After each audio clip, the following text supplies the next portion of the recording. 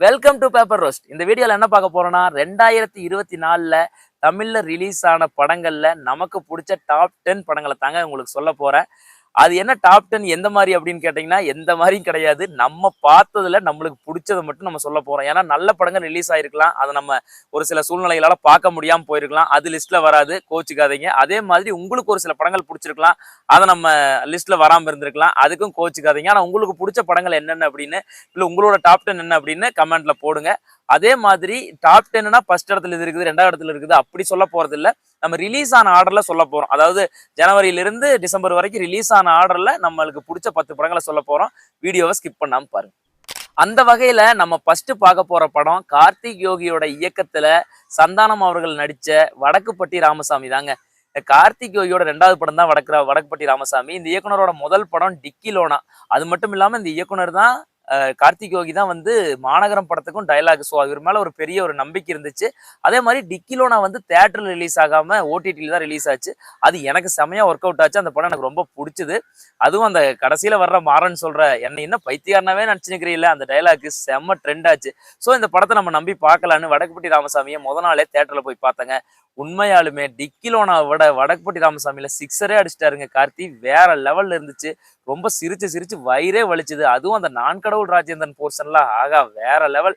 அந்த ஒரு சீன்ல அந்த அப்படியே அந்த தண்ணிக்குள்ள உளுந்து இந்த பக்கம் எந்திரிச்சு வந்து நிப்பாரு பாருங்க. அந்த சீன்லாம் சிரிச்சு இன்னுமே மறக்க முடியாத எவர் கிரீன் மெமரி ஆயிடுச்சுங்க. ஸோ அந்த வகையில வடக்குப்பட்டி ராமசாமி நம்மளுடைய டாப் 10ல சேர்ந்துருச்சு. அடுத்ததா ஜான் கிளாடியோட இயக்கத்துல சைத் மஜித் ஹீரோவா நடிச்ச பைரி படம் தாங்க. பைரின்னு ஒரு படம் தமிழ்ல வந்துதா அப்படின்னு கூட இன்ன வரைக்கும் நிறைய பேருக்கு தெரியாது. ஆனா ஓடிடில அமேசான் பிரைம்ல இருக்கு. தயவு செஞ்சு பார்க்காதவங்க போய் பாருங்க. புறா ரேஸ மையமா கொண்டு வந்து இந்த படம் ரொம்ப என்கேஜிங்கா, எல்லாமே புதுமுகங்கள் நடிச்சிருந்தாலும் எல்லாத்தோட நடிப்பும் தேர்ந்த அளவு இருந்தது. ரொம்ப என்னமோ ஒரு எக்ஸ்பீரியன்ஸ்டு ஆக்டர் மாதிரி ரொம்ப நல்லாவே பெர்ஃபார்ம் பண்ணியிருந்தாங்க. ஜான் கிளாடி டைரக்டரே ஒரு ரோல் பண்ணியிருப்பாரு. பக்காவா இருக்கும். அந்த ரமேஷ் பண்ணையார் அப்படிங்கிற ஒரு கேரக்டர்ல ரமேஷ்னு ஒருத்தர் பண்ணியிருப்பாரு. அதுவும் சூப்பரா இருக்கும். படம் ரொம்ப என்கேஜிங்கா சூப்பரா இருந்தது.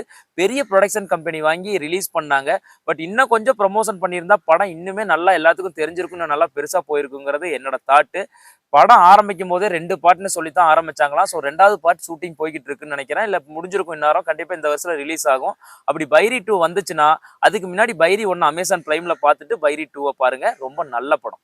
அடுத்ததா அறிமுக இயக்குனர் மணிவர்மன் அவர்களுடைய இயக்கத்துல தமன்குமார், அவரும் அறிமுக கதாநாயகன் தான். அறிமுக நாயகன் தமன்குமாருடைய நடிப்புல வெளிவந்த ஒரு நொடி அப்படிங்கிற கிரைம் த்ரில்லர் தான் இது. ஒன் ஆஃப் த ப்ரொடியூசர் கூட நம்ம கங்குவா புகழ் தனஜெயன் சார் தான். ரொம்ப நல்ல படம். கிரைம் த்ரில்லர் விரும்பிகளுக்கு ரொம்பவே பிடிச்ச படம். எல்லாமே இதுலயும் பாத்தீங்கன்னா எல்லாமே புது ஆர்டிஸ்ட் தான். இந்த படமும் வந்தது நிறைய பேருக்கு தெரியாது. கிரைம் த்ரில்லர் விரும்பிகள் தயவு செஞ்சு ஓடிடியில் இருக்கு, போய் பாருங்க. என்ன பிளாட்ஃபார்ம்னு தெரியல, பட் இருக்குது, கண்டிப்பா இருக்கு. ரொம்ப நல்ல படம், ரொம்ப என்கேஜிங்கான படம். ஒரே ஒரு தெரிஞ்ச ஆர்டிஸ்ட்னா எம்எஸ் பாஸ்கர் சார் மட்டும் நடிச்சிருப்பாரு. அதுவும் ரொம்ப நல்ல ரோலு. படம் கடைசி வரைக்கும் போர் அடிக்காம சூப்பரா போகும். ஹூட் அண்ட் நீட் மூவி தான். கண்டிப்பா படத்தை போய் பாருங்க. இது நம்மளுடைய ஒன் ஆஃப் த ஃபேவரட் இந்த வருஷத்துல. அடுத்ததா நம்மளுடைய துரை செந்தில்குமார், அதாவது எதிர்நீச்சல் டைரக்டர் துரை செந்தில்குமார் அவருடைய சூரி ஹீரோவா நடிச்ச, சூரியும் சசிகுமாருன்னு வச்சுக்கலாம். ஏன்னா 2 பேருக்கு ரொம்ப நல்ல ரோல். சூரியும் சசிகுமார் ஹீரோவா நடிச்ச கருடன் தான். அது நிறைய பேருக்கு இந்த வருஷத்தோட ஃபேவரட். எனக்கு ரொம்ப ரொம்ப பிடிச்ச படம். விடுதலைக்கு அப்புறம் சூரி அடுத்ததான் நடிக்க போற படம். அது அவரு எல்லா படத்துலயும் ஹீரோவா ஒர்க் அவுட் ஆகுமா, விடுதலை கதையாவே செட் ஆயிருச்சு அப்படின்லாம் நிறைய பேசுனதுக்கு மத்தியில கருடன் ரிலீஸ் ஆகி மிகப்பெரிய ஹிட் ஆச்சு. அதுக்கு காரணம் அந்த படத்துடைய நல்ல கதை, திரைக்கதை தான் காரணம். ஸ்கிரீன் பிளே ரொம்ப நல்லா பண்ணியிருந்தார் துரை செந்தில்குமார் சார். அதை தாண்டி சசிகுமார அந்த அந்த கேரக்டர்ல கேஸ்ட் பண்ணதே மிகப்பெரிய வெற்றி. ஏன்னா சசிகுமார் சார் அந்த கேஸ்ட் அந்த அந்த கதாபாத்திரத்தில் உட்காரும் போதே நம்மளுக்கு ஒரு அப்படி ஒரு நம்பிக்கை வந்துருச்சு. அந்த மாதிரியான ஒரு நல்ல படம் தான் கருடன். பார்க்காதவங்க ஓடிடியில் இருக்கு, போய் பாருங்க. அடுத்து நம்ம பார்க்க போற படம் நித்திலன் சுவாமிநாதன் இயக்கத்துல நம்ம மக்கள் செல்வன் விஜய் சேதுபதி நடிச்ச மகாராஜா தான். அந்த படம் மகாராஜா வந்து இந்த வருஷத்துல நிறைய பேர்த்துடைய ஃபேவரட்டா இருக்கும். நாட் ஓன்லி அவர் தமிழன்ஸ், ஆல்சோ இன் சைனான்னு சொல்ற அளவுக்கு சைனாவிலையும் சக்க போட்டுட்டு இருக்குது படம் இப்போ. அங்கேயும் பெரிய கலெக்ஷன் எடுத்ததா சொல்றாங்க. இந்த மாதிரியான கதைகளை நம்ம ஃபாரின் பிலிம்ஸ்ல, முக்கியமா கொரியன் பிலிம்ஸ்ல அதிகமா பார்த்திருந்தாலும் தமிழுக்கு ரொம்ப நல்லாவே பிரசன்ட் பண்ணியிருந்தார் நித்திலன் சுவாமிநாதன். 2017ல குரங்கு பொம்மை எடுத்ததுக்கு அப்புறம் இந்த ஆள் எங்கேயா போனாலும் நல்ல படம் எடுத்துட்டு நிறைய பேர் தேடிக்கிட்டு இருந்தவங்களுக்கு பயங்கர ஒரு சர்ப்ரைஸான கிஃப்ட் கொடுக்குற விதமா மகாராஜாவை பயங்கரமா பிரசன்ட் பண்ணியிருந்தாரு நித்திலன் சுவாமிநாதன்.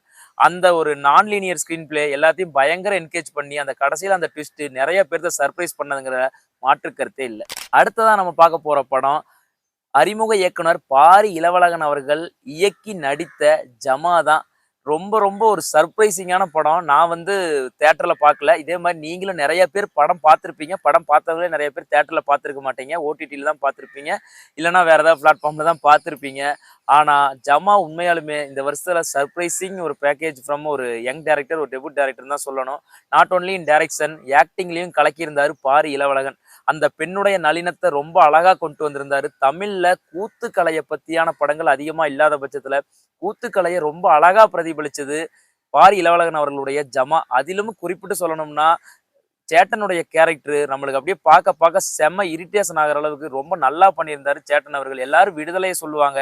விடுதலையை தாண்டி இந்த வருஷம் இவருக்கு வந்து சேட்டனுக்கு வந்து அடிச்ச ஜாக்பாட்னா அது ஜமா தான்.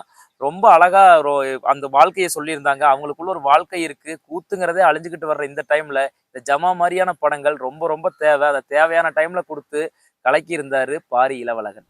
அடுத்ததா அறிமுக இயக்குனர் சுனில் தேவுடைய இயக்கத்துல எஸ்பி சித்தார்த் ஹீரோவா நடிச்ச அதோ முகம் அப்படிங்கிற படம் தான்.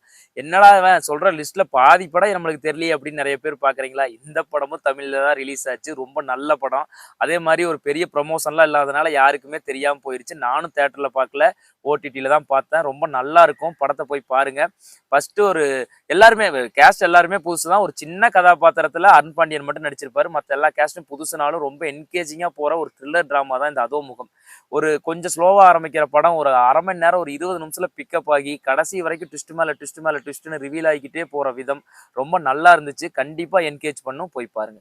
அடுத்ததான் நம்ம பார்க்க போற படம் இந்த வருஷம் அடிச்சாம் பாரு சிக்ஸ்ன்னு சிக்ஸ் அடிச்ச நம்ம அறிமுக இயக்குனர் தமிழரசன் பச்சைமுத்து அவர்களுடைய இயக்கத்துல வெளியாகி அட்டகத்தி தினேஷ் ஹரிஷ் கல்யாண் நடிப்புல வந்த லப்பர் பந்து தான்.